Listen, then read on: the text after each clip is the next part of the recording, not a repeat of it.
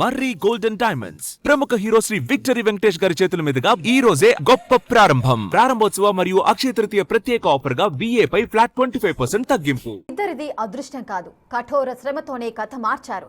నిలదొక్కున్నారు, నిలబడ్డారు. జీవితం అంటే ముళ్లబాటే, ఇది ఆ ఇద్దరికి తెలుసు. అంతే కష్టాలను ఎదుర్కొంటున్నారు. ఆ ఇద్దరు గిరిజన సామాజిక వర్గం నుంచి వచ్చారు. ఒకరు సింగర్ మంగ్లీ, మరొకరు ఎండోమెంట్ అధికారి శాంతి.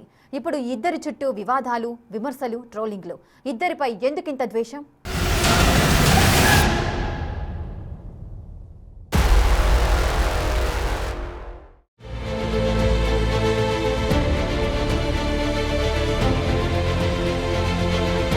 చుట్టూ వ్యతిరేక శక్తులు, ఏ పని చేసినా విమర్శలు, సోషల్ మీడియాలో ట్రోలింగ్లు, నిలబడే ప్రయత్నం చేస్తే అడ్డగింపులు. ఇదంతా సింగర్ మంగ్లీ, ఏపీ ఎండోమెంట్ అధికారి శాంతి గురించే. ఇప్పుడు ఈ ఇద్దరు చుట్టూ సొసైటీలో చాలా మంది చాలా రకాలుగా చర్చించుకుంటున్నారు. ఏంటి వీళ్ళిద్దరూ చేసిన తప్పు? వెనుకబడిన వర్గాల నుంచి వచ్చి తమను తాము ప్రూవ్ చేసుకుని నిలబడ్డారు, కష్టపడ్డారు. ఒకరు సింగర్ అయ్యారు, మరొకరు గ్రూప్ 1 ఆఫీసర్ అయ్యారు. తమ టాలెంట్తో గుర్తింపు పొందారు, సొసైటీలో తమకంటూ పేరు తెచ్చుకున్నారు. మరి ఆ ఇద్దరిపై ఎందుకంత ద్వేషం? ఇద్దరి చుట్టూ ఇంత నెగిటివిటీ ఎందుకు? ఒక్కొక్కరి కథను ఇప్పుడు చూద్దాం. మంగ్లీ ఫేమస్ సింగర్, తెలుగు రాష్ట్రాల్లో పరిచయం అక్కర్లేని పేరు. ఇప్పుడు ఆమె చుట్టూ వివాదాలు, విమర్శలు. సింగర్ మంగ్లీపై పంజాగుట్ట పోలీస్ స్టేషన్లో కేసు ఫైల్ అయింది. మైక్రో ఫైనాన్స్ పేరిట కొందరిని 10 కోట్ల దాకా మోసం చేశారని, ఆమె వల్ల తనకు ప్రాణహాని ఉందని సుబ్బారావు అనే లాయర్ ఆరోపించారు. మంగ్లీ, ఆమె సోదరుడితో పాటు మరో 3గురిపై కేసు నమోదైంది. ఇందులో నిజానిజాలేంటన్నది పోలీసులు తేలుస్తారు. సెలబ్రిటీలుగా ఉన్న వారి చుట్టూ చీమ చుట్టుక్కుమన్నా విమర్శలు పెరుగుతుంటాయి. మంగ్లీ విషయంలోనూ అదే జరిగింది. ఈ కేసులో ఆమెకు ఎవరితో సంబంధం ఉంది, పెట్టుబడుల కోసం ప్రచారం చేశారా, మరొకట అన్నది తర్వాత విషయం. అది పోలీసులు చూసుకుంటారు. కానీ ఈ గ్యాప్లో మాత్రం ఆమెకు జరగాల్సిన నష్టమైతే జరిగిపోయింది. మంగ్లీపై చీటింగ్ కేసని, అదని, ఇదని సోషల్ మీడియాలో ఆమె సెలబ్రిటీ క్రేజ్ను క్యాష్ చేసుకునేలా రకరకాల వ్యాఖ్యానాలు, రకరకాల రీల్స్. ఇంత దారుణమా?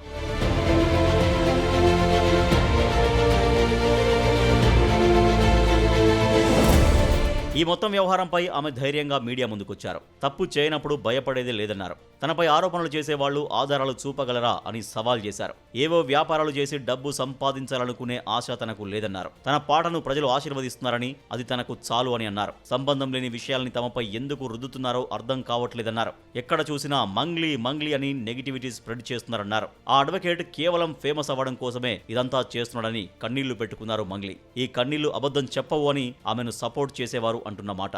ఏదైతే మైక్రో ఫైనాన్స్ పేరిట ఈ సుబ్బు అనే అడ్వకేట్ ఎవరైతే ఉన్నారో ఆయన నా మీద చేస్తున్నటువంటి ఆరోపణలు ఏవైతే ఉన్నాయో అవన్నీ ఫేక్ అలిగేషన్స్. నిజంగా నేను ఇందులో ఇన్వాల్వ్ అయి ఉంటే గినా నేను ఎక్కడికైనా రావడానికి సిద్ధం. ఇందులో నన్ను ఇన్వాల్వ్ అయినావు అని చెప్పి తేలిస్తే నేను ఏమన్నా చేయడానికి సిద్ధం. ఇన్వాల్వ్ కాలేదని తేలిస్తే మీరేం చేస్తారు? మీడియా మిత్రులు అందరూ కూడా, నేను మీడియా ఫ్యామిలీ నుంచి వచ్చాను, మీరందరూ ఏం చేస్తారు? నాకు మాట ఇవ్వాలి. ఆయన ఇవన్నీ తప్పుడు ఎలిగేషన్స్ వేస్తున్నాడు ఒక బంజారా గిరిజన ఆడబిడ్డ మీద. ఒక్కటి కాదు, ఎన్నో విమర్శలు. మంగ్లీ ఏ పని చేసినా, ఏ కొత్త ప్రయత్నం చేసినా తనకు తెలియకుండానే ఇబ్బందుల్లో పడాల్సి వస్తోంది. ఇంత దారుణం ఎక్కడైనా ఉంటుందా?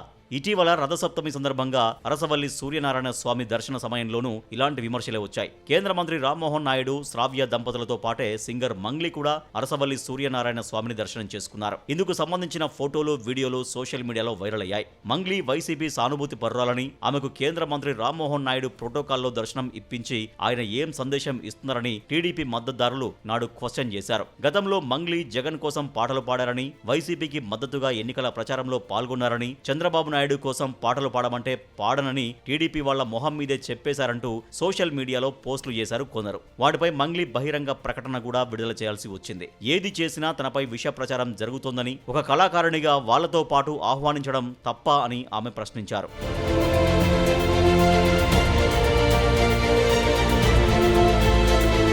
కళాకారులు చేసే కన్సర్ట్లకు డబ్బులు వస్తాయి. నిజానికి 2019 ఎన్నికలకు ముందు వైసీపీకి చెందిన కొందరు లీడర్లు సంప్రదిస్తే వారికి మంగ్లీ పాట పాడింది. ఆ తర్వాత 2 నియోజకవర్గాల్లో ప్రచారం చేశారు. అక్కడ స్థానిక నేతలు వ్యక్తిగతంగా తెలియడంతో ప్రచారం చేసినా ఏ పార్టీకి వ్యతిరేకంగా మాట్లాడలేదు, జెండా మోయలేదు. బీజేపీ, బీఆర్ఎస్ పార్టీలతో పాటు దాదాపు అన్ని పార్టీల లీడర్లకు పాటలు పాడారు. ఈ తరహా వివాదంతో చాలా అవకాశాలు కోల్పోయింది మంగ్లీ. అవమానాలు కూడా ఎదుర్కొన్నారని చెప్పుకుని బాధపడ్డ సందర్భాలు ఉన్నాయి. తాను పాటను నమ్ముకునే వచ్చానని, పార్టీలను పదవులను నమ్ముకుని రాలేదని చెప్పుకోవాల్సి వచ్చింది.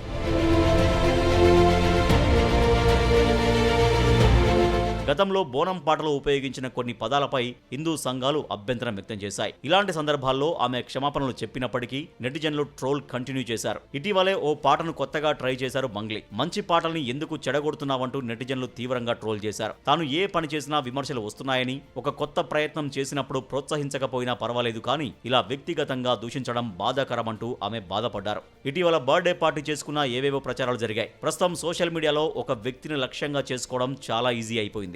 మంగ్లీకి ఉన్న పాపులారిటీతో ఆమె గురించి నెగిటివిటీని స్ప్రెడ్ చేసే వారి సంఖ్య పెరిగిపోయింది. గిరిజన వర్గం నుంచి వచ్చి తన సొంత టాలెంట్తో పాపులారిటీని సంపాదించుకొని ఒక్కో మెట్టు ఎదుగుతూ వచ్చింది మంగ్లీ.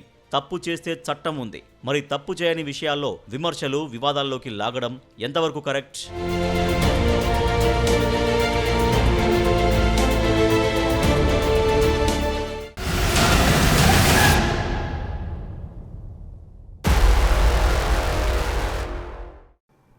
మంగ్లీ, శాంతి ఇద్దరిది గిరిజన నేపథ్యం. ఇప్పుడు ఇద్దరి పరిస్థితి చూస్తుంటే మంగ్లీ టాలెంట్కు వాల్యూ లేకుండా పోతోంది. శాంతి ఎదిగిన తీరును సొసైటీ పట్టించుకోవట్లేదు. ఎన్ని ఇబ్బందులు దాటితే ఈ పొజిషన్కు వచ్చారని ఆలోచించే వారు లేకుండా పోతున్నారు. ఏది చేసినా నెగిటివిటీ స్ప్రెడ్ చేస్తున్నారు.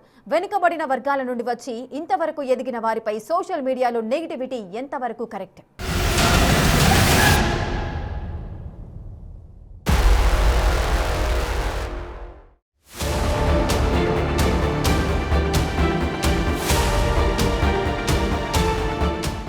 కష్టపడి ఈ స్థాయికొచ్చాను, మూలాలు మరచిపోలేదు.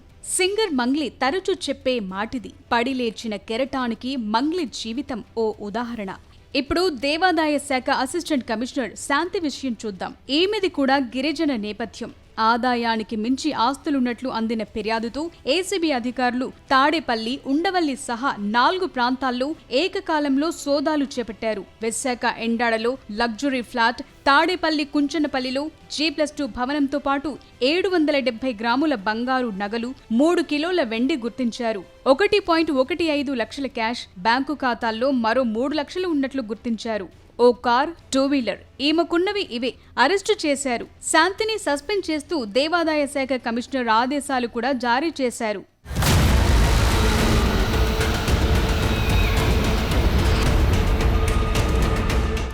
వివిధ ఆరోపణలతో 2024 జూలై నుంచి శాంతి సస్పెన్షన్లోనే ఉన్నారు. మార్చి 24న ఆమెపై ప్రభుత్వం సస్పెన్షన్ తొలగించింది. పోస్టింగ్ కోసం వెయిట్ చేస్తున్నారు. ఇంతలోనే ఆదాయానికి మించి ఆస్తుల కేసులో ఏసీబీ రైడ్స్ జరగటం, అరెస్ట్ అవ్వటం, మళ్లీ సస్పెండ్ అవ్వటం ఇవన్నీ ఆగ మేఘాలపై జరిగిపోయాయి. ఈమె 3 బిడ్డల తల్లి. జీవితంలో అన్ని ఎదురుదెబ్బలు తిన్నారు. అన్నీ తట్టుకుని నిలబడ్డారు.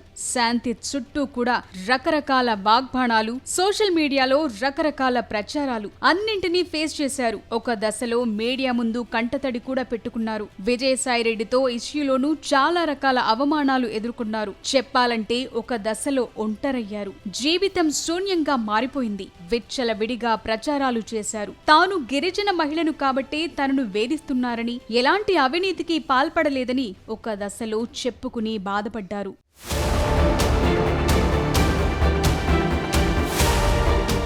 ఎండోమెంట్ అధికారి శాంతి వ్యక్తిగత జీవితం ఆమిష్టం. 2013లో మదన్ మోహన్ అనే వ్యక్తిని వివాహం చేసుకున్నారు. ఆయనతో 2 బిడ్డలు కలిగారు. అప్పట్లో ఆయన వేధింపులు భరించలేక గిరిజన సంప్రదాయం ప్రకారం 2016లో విడాకులు తీసుకున్నానని వివరించారు. ఆ తర్వాత 2020లో సుభాష్ అనే న్యాయవాదిని వివాహం చేసుకున్నారు. ఇదంతా ఆమె వ్యక్తిగత జీవితం. అయినప్పటికీ సోషల్ మీడియాలో పెట్టేశారు. విజయసాయిరెడ్డిని తాను విశాఖపట్నంలోనే చూశానని, ఆయనతో శాఖపరమైన అంశాలు మాత్రమే చర్చించారని ఒక దశలో క్లారిటీ ఇచ్చుకోవాల్సిన దుస్థితి తీసుకొచ్చారు. ఇంత దారుణం ఎక్కడైనా ఉంటుందా?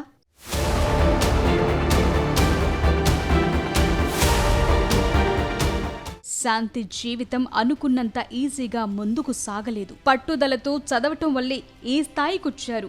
శాంతి ఒక సాధారణ గిరిజన కుటుంబంలో జన్మించారు. చదువుకోవటమే ఒక పెద్ద సవాల్గా ఉన్న రోజుల్లో ఆమె పట్టుదలతో ఉన్నత చదువులు చదివారు. ఉద్యోగంలోనూ చాలా కఠినమైన సవాళ్లే ఎదుర్కొన్నారు. ఈ క్రమంలోనే ఆరోపణలొచ్చాయి.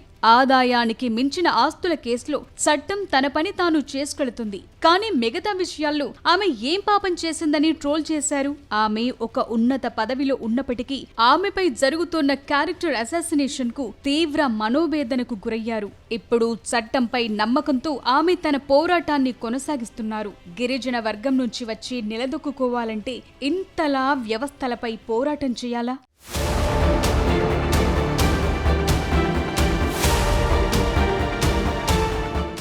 మంగ్లీ నేపథ్యం కూడా కష్టాల నుంచే మొదలయ్యింది. గొంతు బాగుండి పాడటం కాదు, శాస్త్రీయ సంగీతం నేర్చుకున్నారు, సాధన చేశారు, కష్టపడ్డారు. ఆమె ప్రొఫెషనల్ సింగర్ అయ్యారు. అవకాశాల కోసం తిరిగిన తొలి రోజుల్లో ఆమెకు ఎన్నో చేదు అనుభవాలు ఎదురయ్యాయి. మంగ్లీ పాడే విధానంలో ఒక హై ఎనర్జీ ఉంటుంది. అది మట్టి వాసనను గుర్తు చేస్తుంది. తనకున్న టాలెంట్తో అవకాశాలొచ్చాయి. వాటిని అందిపుచ్చుకుంది. గిరిజన నేపథ్యం నుంచి రావటం, తనకంటూ ఒక సొంత బ్రాండ్ క్రియేట్ చేసుకోవటం మంగ్లీ గుండె ధైర్యానికి నిదర్శనం. అటు మంగ్లీ అయినా ఇటు ఎండోమెంట్ ఆఫీసర్ శాంతి అయినా ఇద్దరూ ఎదిగాకే వివాదాలు మొదలయ్యాయి. సోషల్ మీడియాలో ఆ ఇద్దరిపై ఎందుకంత ద్వేషం అన్నదే ప్రశ్న. జీవితంలో ఈ స్థాయికి రావటానికి ఎంత కష్టపడ్డారో తెలుసు. తప్పు చేస్తే చట్టముంది, న్యాయముంది. ఈ వరుస వివాదాలు, సోషల్ మీడియాలో నెగటివిటీతో మంగ్లీ టాలెంట్ కు వాల్యూ లేకుండా పోయింది. శాంతి గ్రూప్ 1 ఆఫీసర్గా ఎలా కష్టపడి ఎదిగారన్నది పట్టించుకోని పరిస్థితి. సో తప్పు చేసినా చేయకపోయినా ఎందుకంత విద్వేషం అన్న ప్రశ్నలొస్తున్నాయి. హేటర్సే కాదు, సపోర్టర్స్ కూడా ఉంటారు.